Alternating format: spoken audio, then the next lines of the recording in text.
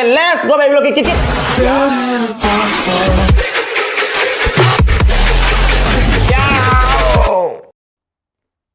Hai mẹ yang itu mentang sih nopo video ampun lah sedang ngasih kan maten sana itu mẹ yang tapi nasi lagi maten makan sih kan kamu tidak kok asik kali jangan umum lejare kali jaga makan ke tahu nak kamu umum lejare asik kau gini kan oleh sobri samput lejare asik na pulai romam lejare asik na kau gini nakuk pigi borani ko nakuk pi sang tuh na borah umum lejare khang na candana kau cel le bol do mainna ada peruk lejare ko na beda sini ngasih maten itu mẹ sabah no betul ke let's go belok kikit ya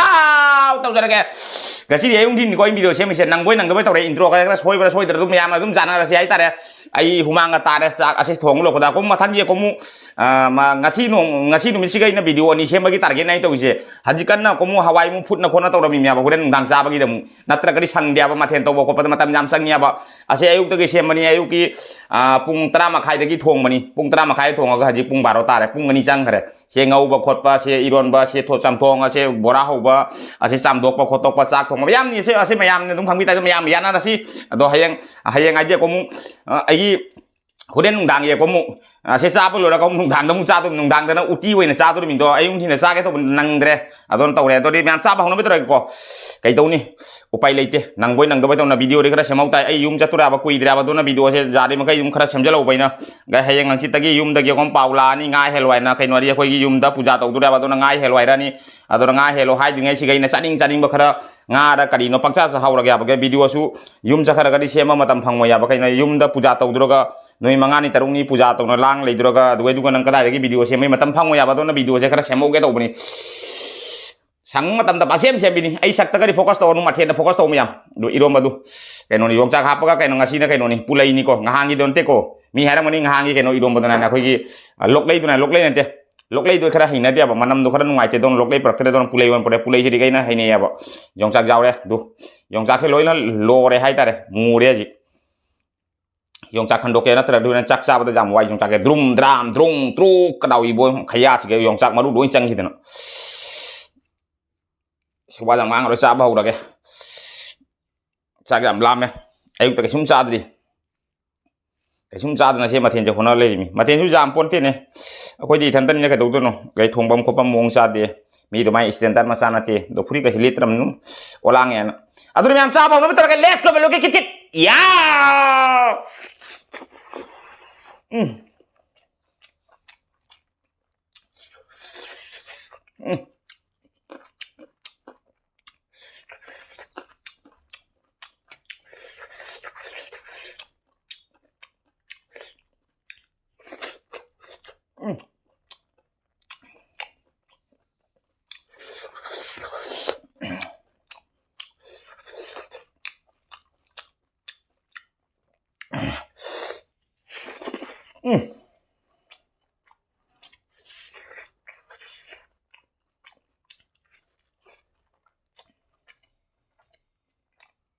hả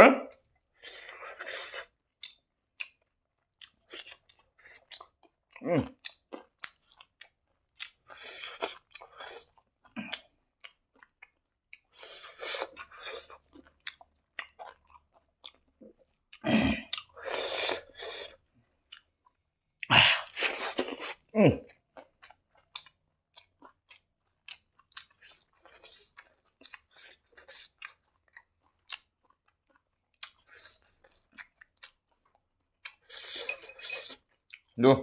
laku bi bola, yelam bola. Samen yelam jam sang hendak ya. Atau nak khang le chandra question le don.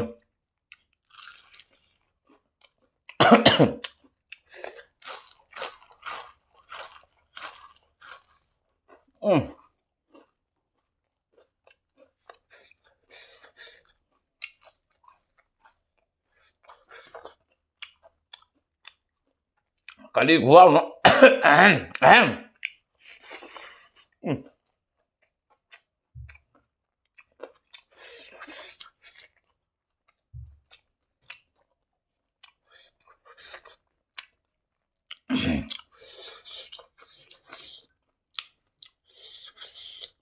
sau khi campur sama dapat ke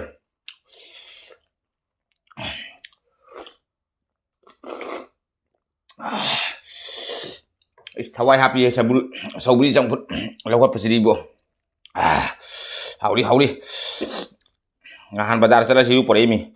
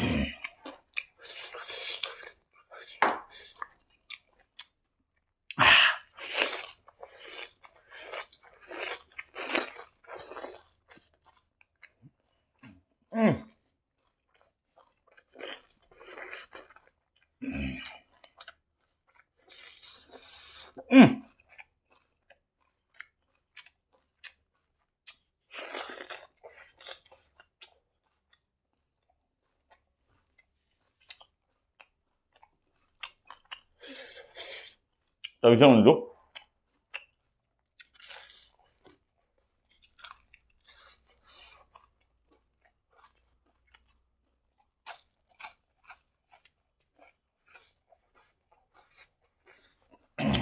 usia ada wangan juga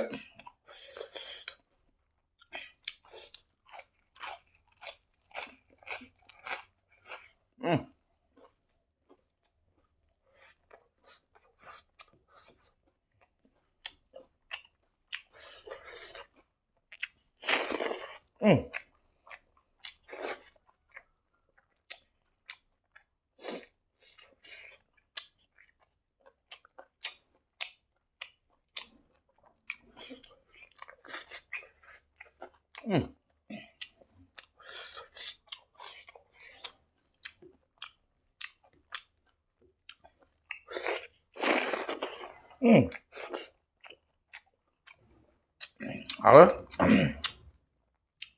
tapi siang tuh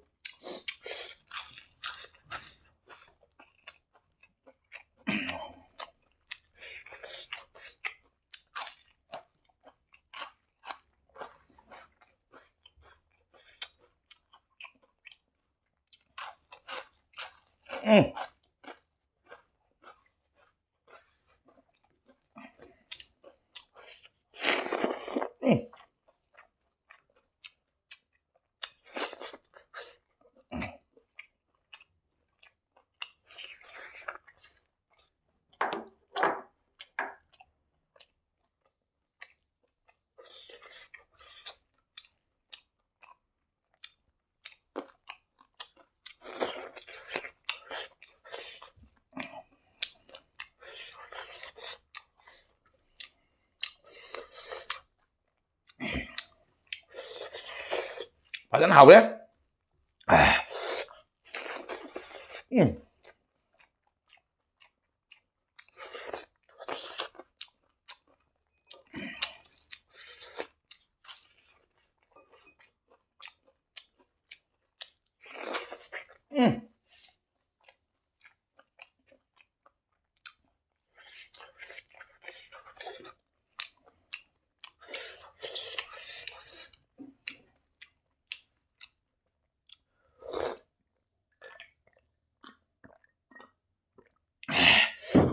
mà hào thì bánh lì đấy không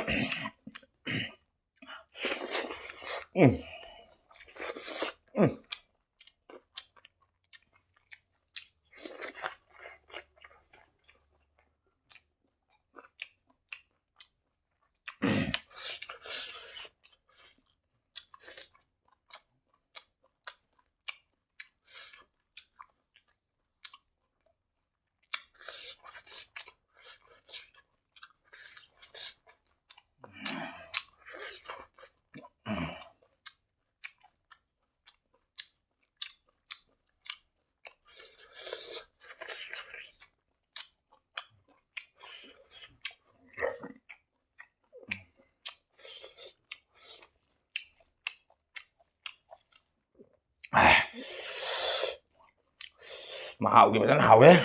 phục gai bên phùng tất pini bò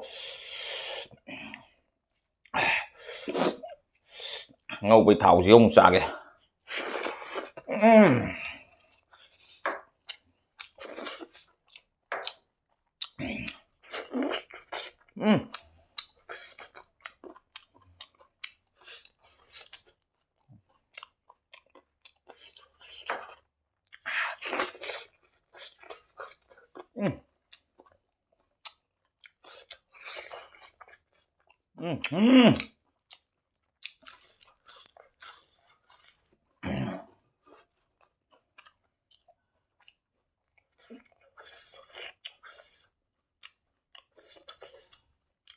mà thôi đấy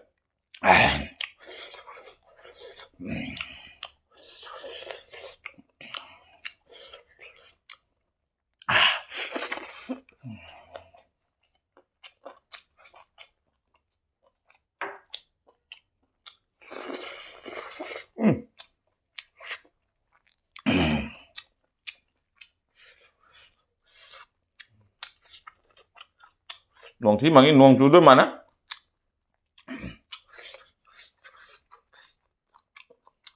chú buồn đi phải lắm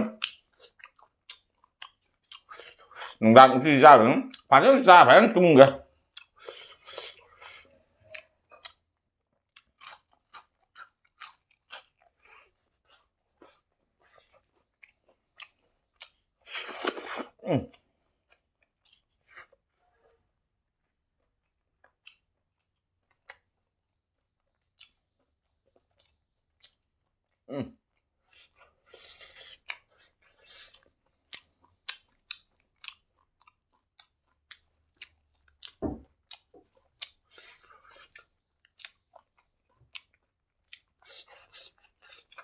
cái perugia mana yang pai đấy mà không nghe sao mà chắc ali vẫn tập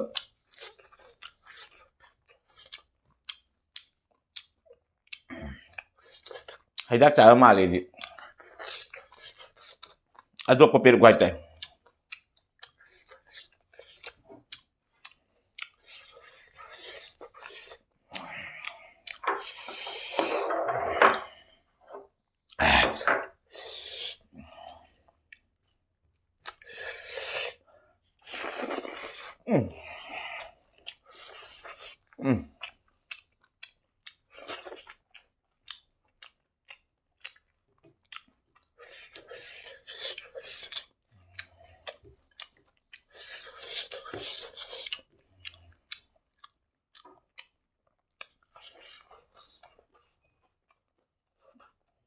ui bồi ra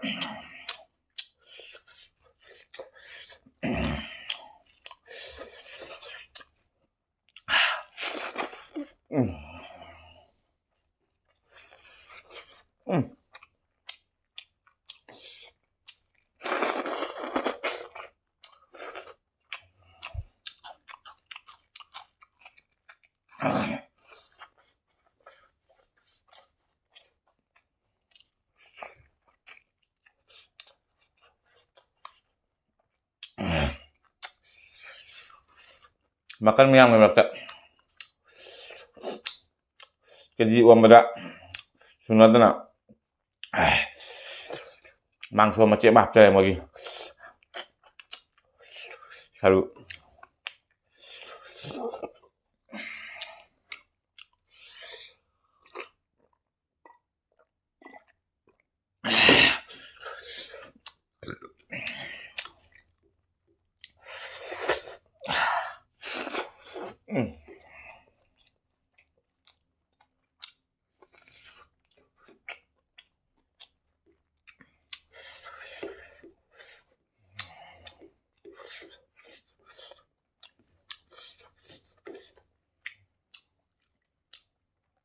Jadi saya tahu makan kali ya tapan hỏi lúc tí cái phăng đấy gì cả mỗi ngày xem mà chuẩn bắt đầu cái em những cái phăng cái đi phăng đấy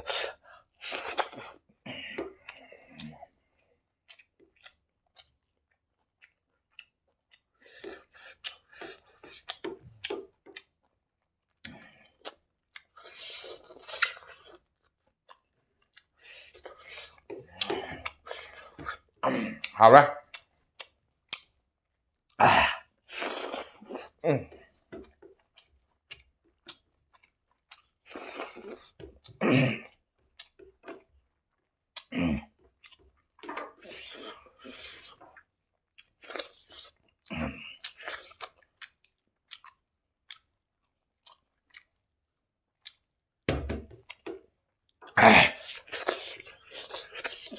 反正好嘞。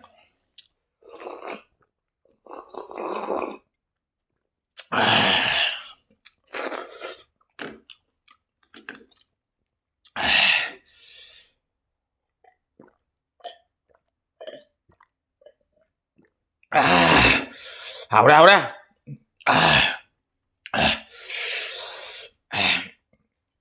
Aduh ini amsa apa solo na mata kita video channel betul ka video ye baru mara kati like share comment to baka kanu channel sila na unchak bachina unchak lagna channel se wo subscribe to bunda na bell icon keteng lalu baka kanu aduh risong me ata ngai ge no video ta boni keteng ani kana ba aduh tamka channel subscribe to bunda na bell icon keteng lalu baka kanu hari ekle jari bai sister brother ya wani ngale te bebulum thang chari maya manu si video ge video sibu sar